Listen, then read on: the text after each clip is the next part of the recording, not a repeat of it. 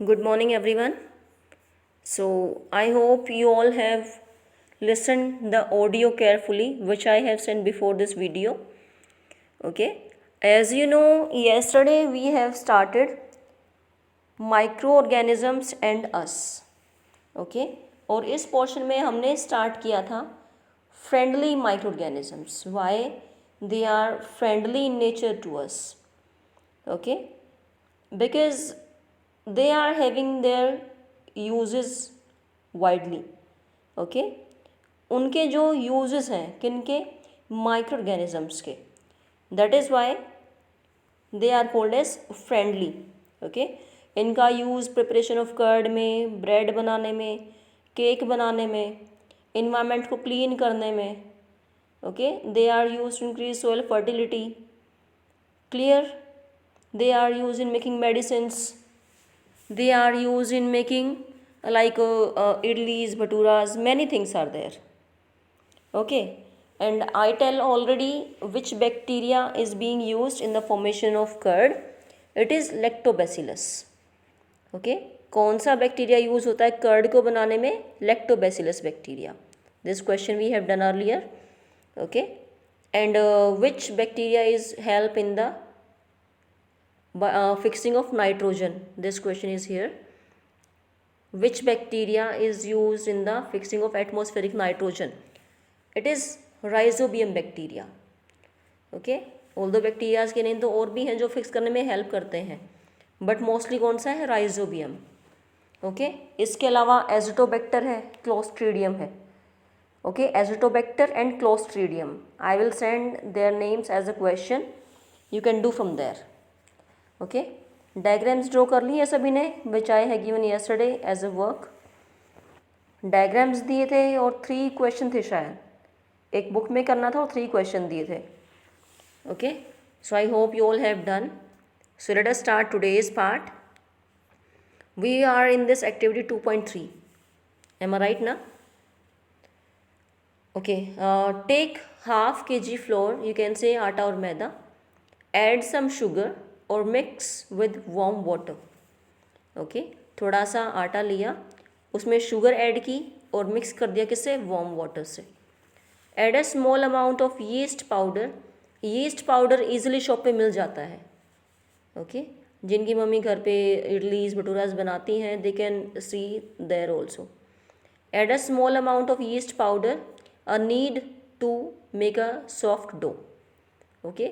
Dough जो mummy बनाती है ना रोटी बनाने से पहले, उसको नीड करना, उसको रेडी करना. ओके. उसको गूंथना. What do you observe after 2 hours? Did you find the dough rising? Okay. You can see the difference between these 2 diagrams. Okay. It was the simple when it was prepared, but जब हमने इसको set किया 2 hours के लिए, इसको हमने छेड़ा नहीं, रख दिया, then it will raised. You can see it is not raised, prepared just, and in this diagram it was raised. Okay. ये फूल जाएगा, फ्लफी हो जाएगा. Okay. So we are here now. Yeast reproduces rapidly and produces carbon dioxide during respiration. Okay. Yeast क्या करता है? It reproduces rapidly and produces carbon dioxide during respiration. Bubbles of the gas fill the dough and increase its volume. किसके कारण increase हुआ? जो bubbles हैं gas के, वो डो में फिल हो जाएंगे और इसकी वॉल्यूम को इंक्रीज कर देंगे. This is the basis of the use of yeast in the baking industry for making breads, pastries and cakes. Okay. Yeast का यूज़ कहाँ पे होता है? बेकिंग इंडस्ट्री में. किस लिए? ब्रेड बनाने में, पेस्ट्रीज बनाने में, केक बनाने में. Okay.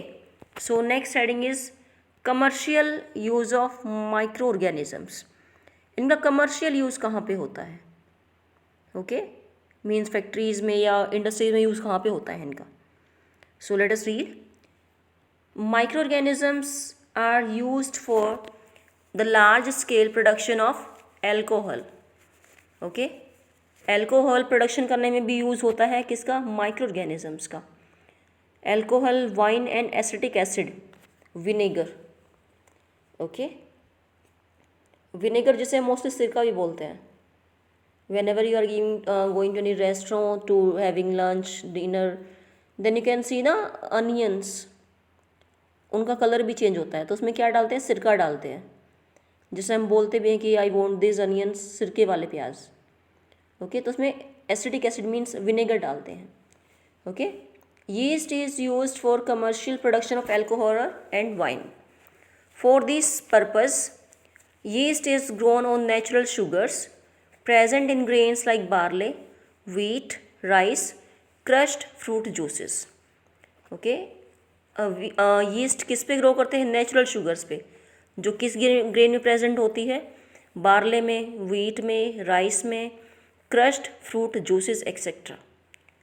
Okay, so next activity है 2.4। Take a 500 ml beaker filled up to 3/4 with water. Dissolve 2-3 teaspoon of sugar in it. Okay, water लिया और हम उसमें क्या डिज़ोल्व कर देंगे, sugar. Add half a spoon of yeast powder to the sugar solution. Okay, जो हमने sugar solution ready किया है, हम उसमें क्या ऐड कर देंगे, sugar. Okay, sorry, yeast powder, जो हमने शुगर सॉल्यूशन रेडी किया है, हम उसमें क्या ऐड कर देंगे, yeast powder. Keep it covered in a warm place for 4 to 5 hours। Cover रखेंगे कितने टाइम के लिए, 4 to 5 hours के लिए। Now smell the solution, can you get a smell. अब हमें इसको स्मेल करके देखना है। Okay, so let us read what is this process being called here. This is the smell of alcohol as sugar has been converted into alcohol by yeast. ये किसकी smell होगी, alcohol की, बिकॉज क्या किया, sugar किस में change हो गई, एल्कोहल में, किसकी हेल्प से, यीस्ट की हेल्प से। Okay, so the process of conversion of sugar into alcohol is known as fermentation. Clear, the process of conversion of sugar into alcohol is known as fermentation. Although ये एक example है इसका, fermentation का। Fermentation का example क्या है, the conversion of sugar into alcohol. But fermentation की फिर डेफिनेशन क्या होगी। ओके, डेफिनेशन होगी, it is the break down of organic substance by organisms to release energy in the absence of oxygen. ये process कब होगा, जब वहाँ पे ऑक्सीजन की प्रेजेंस नहीं होगी। मीन्स हम 2 टाइप की रेस्पिरेशन पढ़ते हैं, एरोबिक और एनारोबिक। एरोबिक, ओके, और एनारोबिक, AN, बाकी स्पेलिंग सेम। ओके, एनारोबिक जहाँ पे प्रेजेंस होती है ऑक्सीजन की, और एनारोबिक जहाँ पे एब्सेंस होगी ऑक्सीजन की। ओके, सो जो प्रोसेस कैरिड आउट हो किसकी एब्सेंस में, ऑक्सीजन की एब्सेंस में। क्लियर, क्योंकि जो शुगर कन्वर्ट हुई एल्कोहल में, वहाँ पे प्रेजेंस नहीं है ऑक्सीजन की, वहाँ पे एब्सेंस है।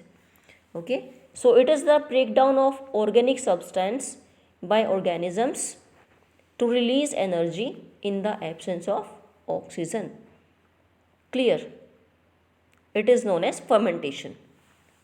जो यहाँ पे दे रखा है, the process of conversion of sugar into alcohol, you can take it as an example of fermentation. Okay, किसने दिया था process, it was given by Louis Pasteur in 1857. Who has given this process? It was given by Louis Pasteur in 1857. Okay, so as we are doing uses of microorganisms, why they are friendly to us. So next है medicinal use of microorganisms. Whenever you fall ill, the doctor may give you some antibiotics tablets, capsules or injections such as of penicillin. Okay, जब हमें fever होता है, fever है या कोई और problem है, then doctor is giving antibiotic also. Okay, antibiotic tablet हो सकती हैं, कोई कैप्सूल हो सकते हैं। The source of these medicines is micro organisms. Source क्या होगा, micro organisms. These medicines kill or stop the growth of disease causing microorganisms. जो हमें एंटीबायोटिक्स मिली हैं, ओके, जो डिजीज़ कॉज करते हैं माइक्रो ऑर्गेनिजम्स, या तो उनको किल कर देंगे या उनकी ग्रोथ को स्टॉप कर देंगे। ओके, हम यहाँ पे एक डेफिनेशन कर रहे हैं एंटीबायोटिक्स की, वो क्या है? These are the medicines which are use to kill और stop the growth of the disease causing micro organisms. या तो जो डिजीज़ कॉज कर रहे हैं माइक्रो ऑर्गेनिजम्स उनको किल कर देंगे या फिर उनकी ग्रोथ को स्टॉप कर देंगे। These days a number of antibiotics are being produced from bacteria and fungi. कुछ एग्जाम्पल हैं streptomycin, tetracycline and erythromycin are some of the these are the commonly known antibiotics which are made from fungi and bacteria. Clear? कौन कौन से थे example? Streptomycin, tetracycline and erythromycin. ये example हैं किसके? Antibiotics के, जो किससे प्रिपेयर होती हैं? फंजाई एंड बैक्टीरिया से। Okay, one paragraph is given here, I am talking about this one. In 1929 Alexander Fleming was working on a culture of disease causing bacteria. Alexander Fleming किस पे work कर रहे थे? जो disease causing bacteria है उन पे।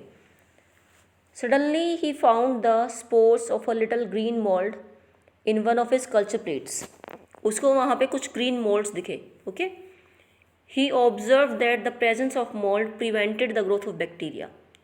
उसने क्या ऑब्जर्व किया कि जो वहाँ पे मोल्ड ग्रो किए हैं उनके कारण ग्रोथ ऑफ बैक्टीरिया नहीं हो पा रही है। In fact it also killed many of these bacteria. In fact उसके कारण बैक्टीरिया क्या हो गए? किल हो गए।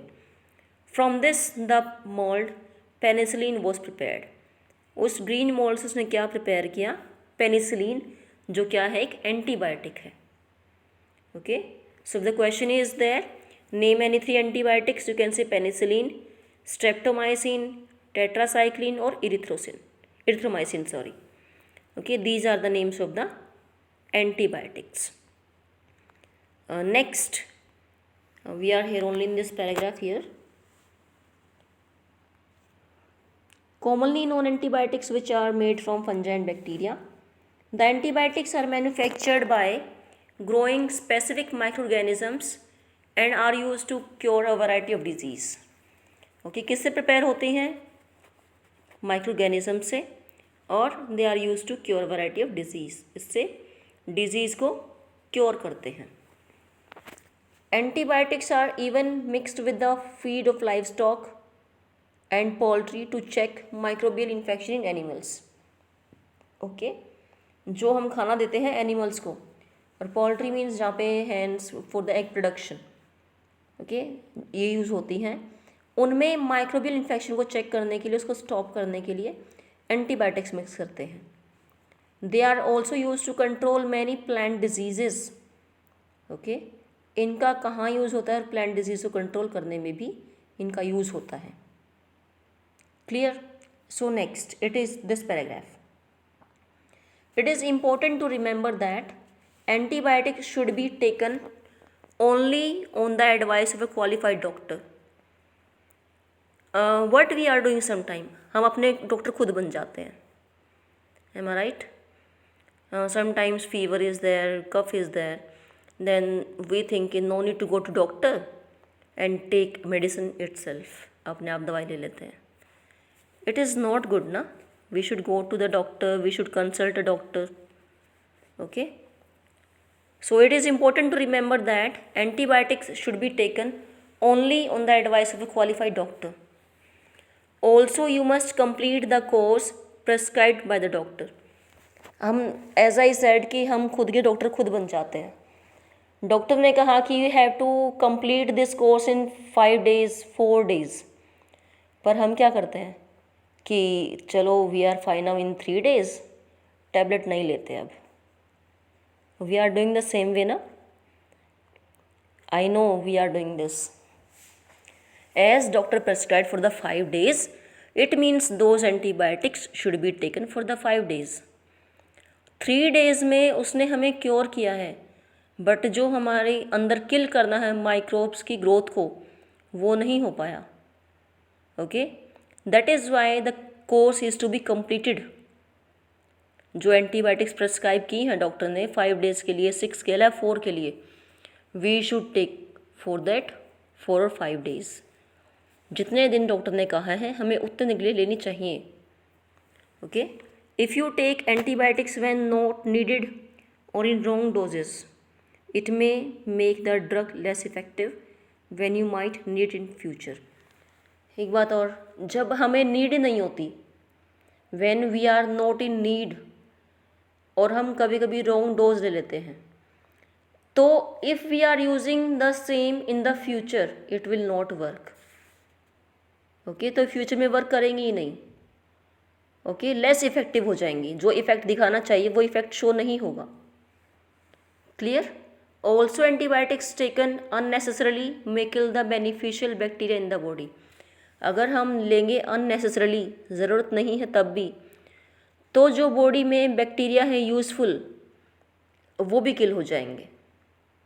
Okay, antibiotics however are not effective against cold and flu as these are caused by viruses. Cold और फ्लू के लिए इफेक्टिव नहीं है। ओके, एंटीबायोटिक्स वायरस के अगेंस्ट वर्क नहीं करती। अगर हमें कोल्ड या फ्लू है तब हम एंटीबायोटिक्स नहीं लेते, क्योंकि वो वर्क करेंगी ही नहीं। ओके, अगर कोई बैक्टीरियल इन्फेक्शन है, बैक्टीरियल प्रॉब्लम है, then we are taking antibiotics. Virus की कंडीशन में अगर हमें कोल्ड फ्लू है तो हम एंटीबायोटिक्स नहीं लेते। Okay, antibiotics will not work against the viruses. Clear? I think that is clear to you. Next is vaccine. Vaccine क्या है, स्टार्ट करें? Okay, tell me one thing before starting vaccine. आप लोग रीडिंग करते हो अच्छे से? The chapter which I am doing reading here, क्या सभी की बुक ओपन है मेरे साथ? As I am reading the words, is your pencil moving with every word? Because I want to read properly. Reading should be proper. Please, whenever we are doing reading, keep a pencil in your hand, and when I speak the word, your pencil should move with every word. Okay, आपकी pencil साथ में move करनी चाहिए।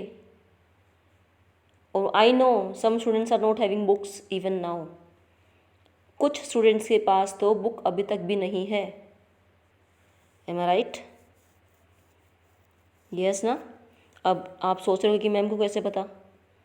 बेटा क्या हुआ अगर आप लोग स्कूल नहीं आ रहे हैं तो? We know each and everything. Please purchase the books who has not taken still. अब तो वीकली टेस्ट आ चुका है ना, मंडे को है। So please purchase the books as soon as possible. So let us start vaccine here.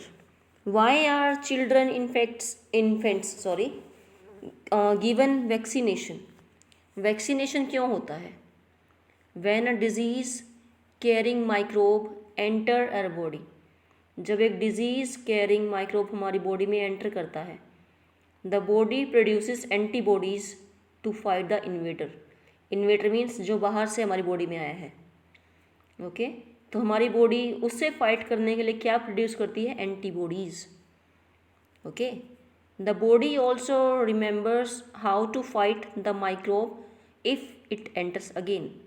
हमारी body को पता है कि उससे कैसे फाइट करना है। और ये सब पॉसिबल कैसे होता है? जब हमें वैक्सीनेशन मिलती है। ओके, जब एक when there is the birth of a baby, from that day only may be he और she they got started vaccination. Vaccination मिलनी स्टार्ट हो जाती है। किस लिए? So that their body can be protected against those diseases.